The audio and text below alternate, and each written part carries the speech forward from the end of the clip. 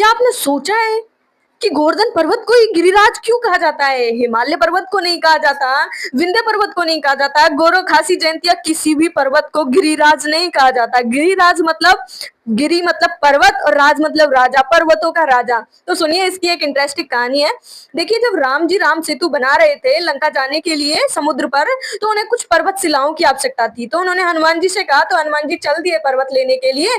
तो वो हिमालय पहुंचे, तो उन्होंने कहा कि चलिए, देखिए राम जी को कुछ शिलाओं की आवश्यकता है मार्ग बनाने के लिए, तो आप मेरे साथ चलिए। तो गिरिराज बोले, ठीक है, हम चल देंगे आपके साथ, लेकिन हमें मिलेगा क्या? क्योंकि हम अपने बच्चों को, परिवार को, माता पिताओं को, सभी को छोड़ के जाएंगे, तो हमें क्या मिलेगा? तो हनुमान जी बोले, देखिए आपको प्रभु के दर्शन होंगे। तो जैसे ही हनुमान जी उन्हें लेके चल दिए, तो राम जी को क्या हुआ कि उन्होंने एक और पहाड़ या पर्वत का खंडन कर दिया और वहां से शिलाएं ले ली, और उन्होंने कहा कि हनुमान जी को संदेश भिजवा दो कि अब वो वहां से कोई भी पर्वत या शिला ना लेके आए, क्योंकि यही जो पर्वत है ये डूबने तो है नहीं, नील और नल और नील मिलके इनसे ही राम सेतु बना देंगे।